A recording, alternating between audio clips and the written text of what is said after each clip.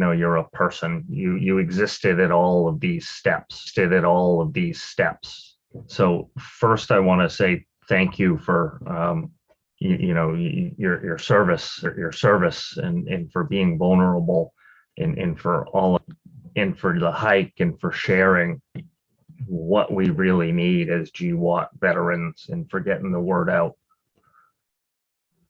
and especially for getting the word out. Talking to the VA is amazing now. I think they're pretty darn good compared to what they were when you served, when you joined. Yeah, they've come a long way. That is for sure. So we do have a couple of questions. I'm also curious with this one. A lot of times ideas, they don't just materialize. They don't show up as one whole big thing. Like, when did this first pop into your head? Did you go, hey, I think I'm gonna, chicken or egg? Was it, I want to share? I want it to be for me. Where did this start and when? Yeah, it really came out of necessity. And I knew that if I didn't do something to kind of address these past impressions, right, that I was going to end up like a lot of other veterans with taking their own life, right? And at that point, we had one guy from our platoon who had died by suicide, another one who overdosed on medication, and then one more who died from medical complications due to burn pits, right? So you're seeing your peers and friends, and you're seeing it on the news, and you're in this position of where, like, you get it. Like, I get why someone would feel like they would want to take their own life because they want to stop suffering, right? And that's why we kind of refer to it as dying by suicide instead of vilifying someone's suffering by saying they committed a crime, essentially, by taking their own life, right? And so it's understanding that the reason why someone is in the position is because they're under tremendous pressure of suffering, and they don't know how to get out of it. They don't know how to move beyond it. And I was in that same position, but I told myself before I was going to go down that road, as so many veterans do, I was going to put in kind of one last ditch effort. And that was to walk across the country to see my friends that I served with in California. I had a couple of buddies out there at that time. So it was really, I didn't know what else to do. And then I didn't know what the healing process looked like. I didn't know what I was really supposed to be doing. Was I supposed to be like writing out questions for myself and journaling along the way, or was I, supposed to just be in it, right, to the best of my ability? And Anthony and I came up with the rules to basically make sure that we were on track. So we weren't listening to music while we're walking. We would really kind of try to focus on just being with ourselves, right? And walking really helps you be with yourself, right?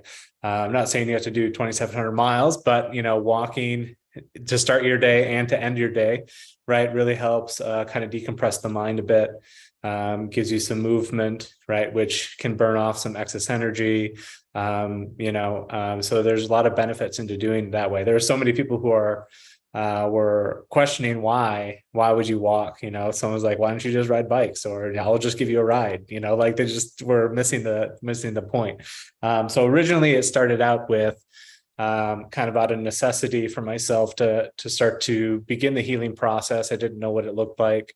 And then it kind of gained steam as Anthony joined me, and we turned it into a fundraiser and also a awareness campaigns for veterans issues. And then on top of it, there's a documentary. So it was like turned into this big thing, right? That originally started out with just trying to kind of process the death of my friends and really tried to understand how war impacted my life. Because at that point I was, this was 2013 when we started. So I got out in 2006. So that time in between, I was basically ignoring and suppressing and self-medicating my way through life, not addressing the traumatic experiences is inherent in war, right? You're going into war, you're coming back a changed person, regardless of the training that you get. So you have to be able to be with yourself for one, and look at these events objectively, without judgment, without blaming yourself, without blaming other people for the events that happen, and just see them as they are, so that you can make a good judgment on how they impacted you, right? So you have to be kind of in this space of receptivity, openness, sincerity, honesty, that really help you process past experiences. Powerful. Thank you. So from what I understand, your breathing and medicine experience really came after the 2,700 miles. Is that correct? Yeah. I actually learned mantra-based meditation while I was trekking across the country. So I started, I think, in Colorado. We learned in Colorado. And from that point on, I started integrating meditation into like the trek, and started really valuing and understanding how this can benefit. These practices can benefit you on a daily basis, right? And just from a position of managing stress on a daily basis, right? Stress and tension in the body and the mind, spirit, those are the things that accumulate and make things more difficult for us, make things more challenging. Even the most, simple tasks can be very challenging when you're overloaded with stress, tension in the body, stuff like that. So that's when I started. And then after I finished, I learned breath-based meditation strategies, and then just started incorporating those, because at that point, I was going through VA healthcare treatment, medications, traditional therapies, EMDR, all these therapies, which are beneficial, but I didn't have any kind of coping mechanisms for the in-between times, right? So I'd go into a therapy session, have EMDR, and just basically have the pot stirred, where you're really challenged. And now I'm sitting at home still challenged, and I don't know how to manage them from a healthy perspective. So I'm still self-medicating with alcohol, just to get through, right? And just to manage. So these practices help process and integrate these challenging experiences as you're going through therapy or different healing modalities, to help process these things out. So these practices have been very beneficial in that now I have armed myself with the tools that I need to manage stress as I'm taking on, we call them meditation samskaras, or impressions from the past, right? Negative impressions. So to be able to process those, which is building understanding about how the events impact us, right? And once we understand them, they become integrated into our system as wisdom, right? So this is where we're talking about post-traumatic growth. So once you're able to see them for what they are, right? Integrate that experience into wisdom and learn how this has made me grow as a person, right? And stop looking at them as negative things, even if they're negative and terrible and horrible. There are lessons in there that help us move through those experiences.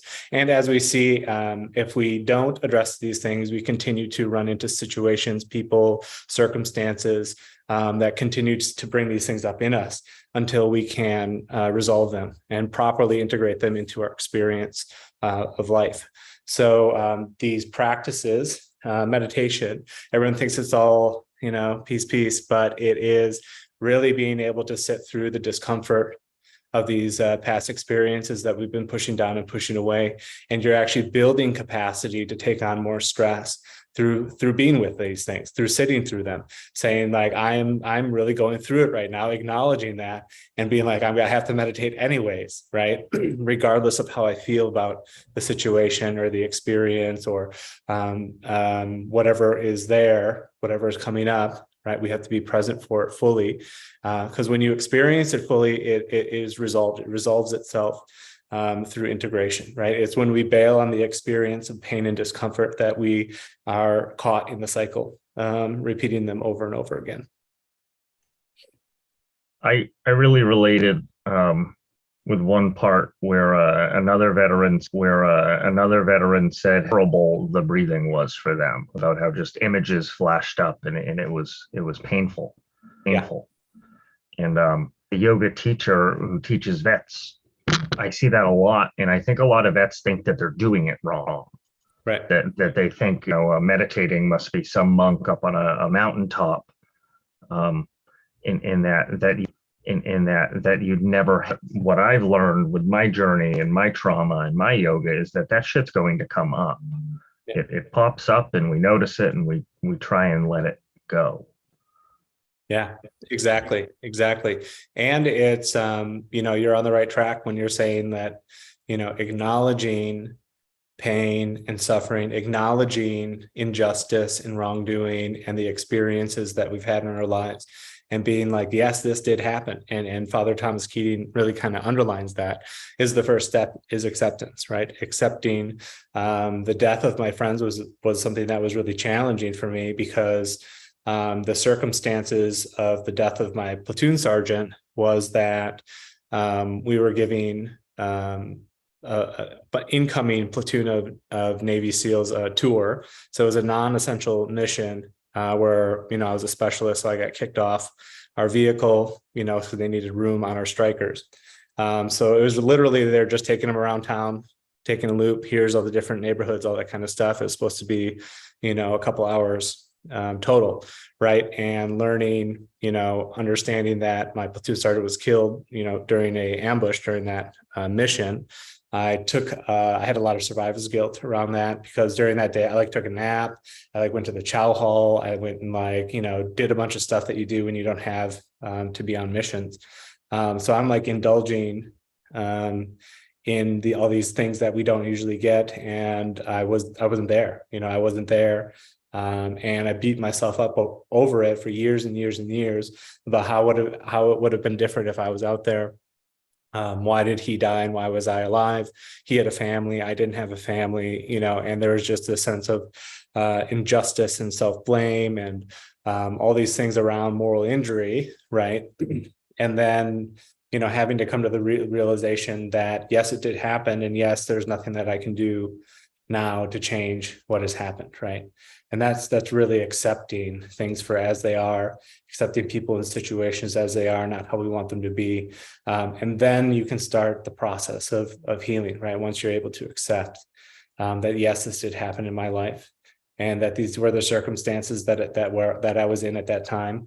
And we have to understand too that, we're doing the best that we can with what we have, given our current situation and our condition, right? So, sometimes we just don't have the energy to be able to give to a situation where we would normally give, right? And then we end up beating ourselves up over that. But ultimately, we didn't have the capacity at that time to support in the way that we would normally do, right? Which is, double-edged sword. It's good because you're honoring yourself and you're understanding where you're at, but also, you have something in you that can help as well.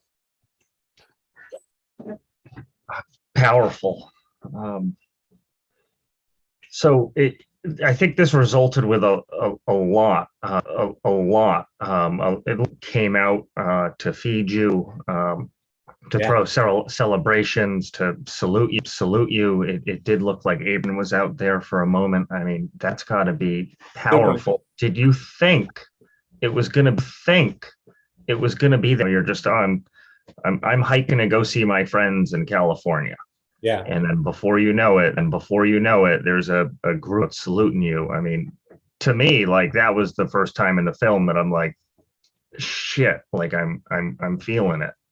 Yeah, it's really uncomfortable, because I think a lot of veterans, you have to understand, coming out of a combat zone, first of all, you have less than 1% of the population serves in the military, right? And then an even smaller percentage of that are in combat situations day in and day out, right? So you don't have the luxury of trusting a lot of people in a combat zone, right? You have the people that you serve with, and that's about it. Everyone else is pretty suspect, and you're always trying to look for what are people's real motives here, right? What are they hiding? What are they, so you're conditioned to this. And I feel that that's part of the military civilian divide is, there's a lack of trust because we're coming from a place where the person to the left and right of you will gladly give their lives for you or put themselves in harm's way to support you or to help you, or, if you're wounded, render aid immediately, all this kind of stuff where you don't find that in day-to-day civilian life, right? So there's this lack of trust that I think a lot of veterans come back with. And that was something in me. And, seeing that how many people came out to support us that didn't know who we were, that fed us, that let us do laundry, that reflecting back on it, I don't know that I would have been, or we would have been able to do it if we didn't have that support. So that really opened up the whole thing around trust and trusting that you are going to be supported when you take these, when you take on the undertaking of healing, right? That you don't have to do this alone, and that you're not alone in the suffering that you're experiencing, and that there are other people that might not have the same experience as you, but they have similar circumstances where they've navigated, similar circumstances, right? So understanding that when you take a first step, right, towards healing or towards some big goal, know that you're supported, right, in that, and that you'll be met at least halfway, right? But it's up to you to take that first step and trust, faith, trust. These things are important to cultivate in your life, and mostly in yourself, right? Having faith in yourself that you have the skills to be able to accomplish and navigate the challenges in life that are coming towards you, and understanding that you made it through most of the bad days that you have experienced in your life, right? You're still standing, you're still here with us, right? And understanding that you have skill sets that helped you navigate that. And every time you've overcome a challenging experience, even though you might feel like you've been run over by a steamroller, right? But that the experience of the pain and suffering is now integrated into the system. And now you can say, oh, I've dealt with something like this before, or I've dealt with way worse. So whatever this challenge is nothing to me, right? So it's cultivating faith in yourself, trust in yourself, that you can navigate these situations that are coming, right? Because they're going to keep coming, right?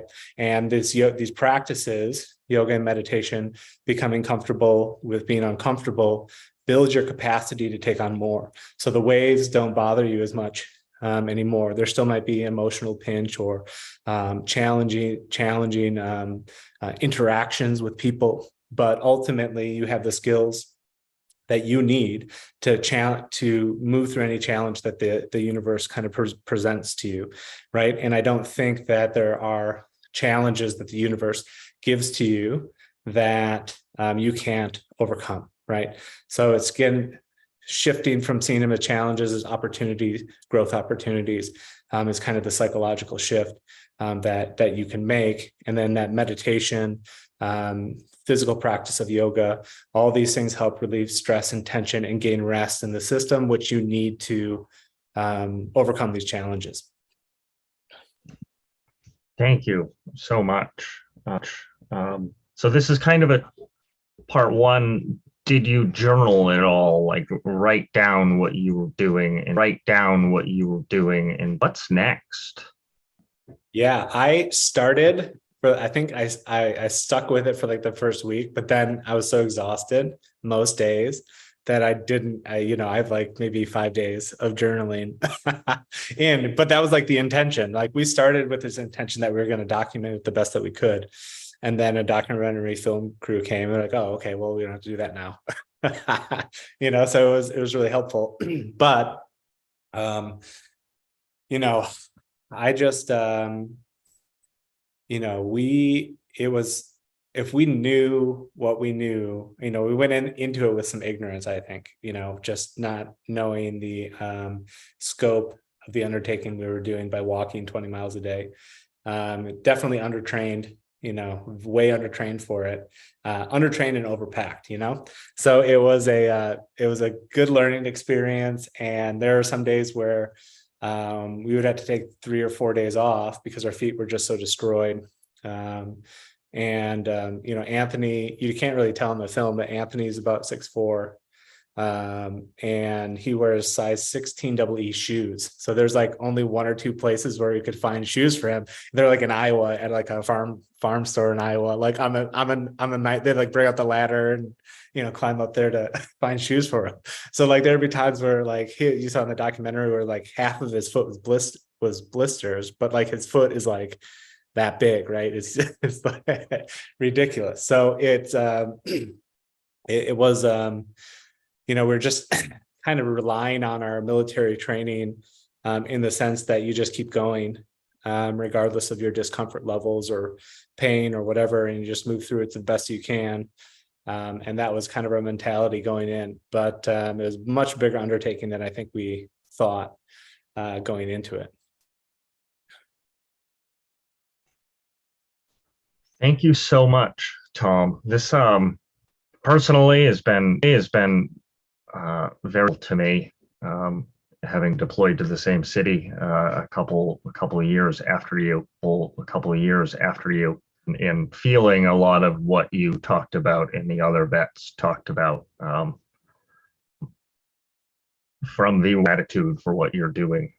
Talking about this stuff in our culture is difficult, especially with the military, especially with vets who have deployed or been through some serious stuff. So thank you for sharing that. And over the course of 2,700 miles, I know that I'm motivated. I hope some other people are motivated right now. In closing, I'd just like to take a nice, big, full, beautiful breath. So maybe if everybody just grounds in with what's supporting you underneath. Just notice where you find yourself. Take a nice, big, full, beautiful inhale, maybe through your nose. And then exhale through your mouth.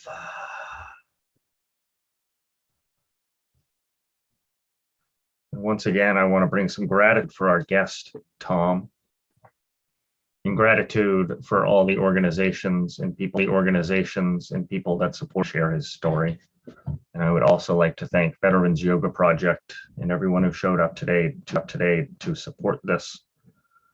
Thank you so much. And that's it. Thank you, everyone. Thank you, Tom. See you next time. Have a good day. We'll see you next time. It was so powerful, so amazing. Your story of forgiveness and moving forward was just so touching to my heart. God bless you. Thank you. And you were a little shit to what you did to Katrina, by the way. When you surprised her like that, I was like, oh my God, you totally surprised her. So it was just so sweet. So anyway, thank you for sharing. This was just gorgeous. Just an amazing time to be a witness to.